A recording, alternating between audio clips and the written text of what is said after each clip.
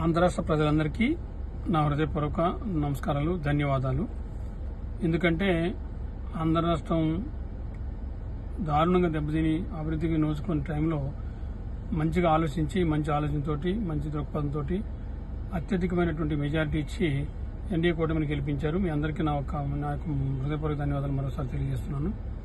అలాగే ఎన్డీఏ కూటమిలో మంత్రివర్గ ప్రమాణ స్వీకారం చేస్తున్నటువంటి నారా చంద్రబాబు నాయుడు గారికి, కార్యవర్గ సభ్యులందరికీ, పవన్ కళ్యాణ్ గారికి, నారా లోకేష్ గారికి అందరికీ నా హృదయపూర్వక ధన్యవాదాలు మరియు శుభాకాంక్షలు తెలియజేస్తున్నాను. నేను పెద్దవాడి విజయరామారావు, ఏలూరు. ఈరోజు చాలా ఆంధ్ర రాష్ట్ర ప్రజలు గర్వించదగ్గ రోజు. ఎందుకనంటే కనీవిని ఎరిగిన విధంగా గొప్ప మెజారిటీ, అసలు ఈ చరిత్రలో ఎప్పుడూ రానంత గొప్ప మెజారిటీ ఇచ్చి తెలుగుదేశం పార్టీని ఎన్డీఏ కూటమిని గెలిపించారు. కాబట్టి ఈరోజు ఆంధ్ర రాష్ట్రం అత్యధికంగా ఎన్నిదిరి చూడకుండా విజయవంతంగా ముందుకెళ్ళడానికి, అన్ని రకాలుగా అభివృద్ధి చెందడానికి, రాష్ట్రం రెండు విధాలుగా అటు సంక్షేమం ఇటు అభివృద్ధి రెండు సమపాళ్లలో డెవలప్ చేయడానికి చంద్రబాబు గారు ఎంతగానో కృషి చేస్తారని నమ్ముతున్నాను.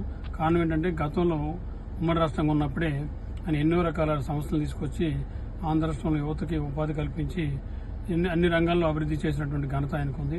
అలాగే ఎన్డీఏలో ఒక కీలక పాత్ర పోషించి నేషనల్ హైవేస్ డెవలప్మెంట్ చేసే విషయంలో, దేశ అభివృద్ధిలో కూడా ఆయన భాగస్వామ్యం వహించారు. అలాంటి అవకాశం మరొకసారి దొరికినందుకు చంద్రబాబు నాయుడు గారికి మరొకసారి నేను ఆల్ ది బెస్ట్ చెప్తున్నాను.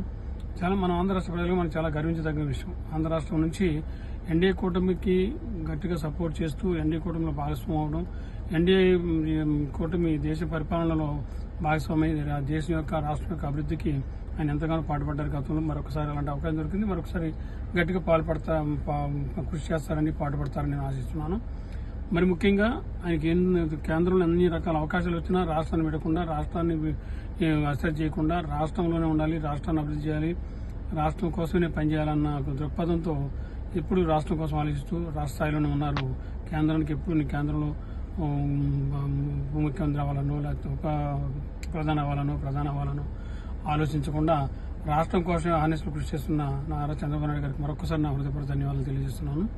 ఏదేమైనప్పటికీ మన రాష్ట్రం గొప్ప, ఈరోజు మన రాష్ట్రం ఎంతో గొప్ప అదృష్టంగా భావిస్తున్నాను. ఇంత గొప్ప అదృష్టాన్ని కలిగించినటువంటి రాష్ట్ర ప్రజలకు మరొకసారి నా హృదయపూర్వక ధన్యవాదాలు తెలియజేస్తున్నాను.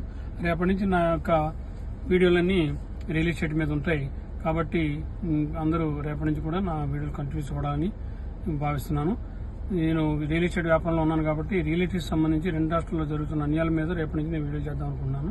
కాబట్టి అందరూ అది గమనించండి, ఫాలో అవ్వండి అని విజ్ఞప్తి చేస్తూ అందరికీ నమస్కారాలు తెలియజేస్తున్నాను.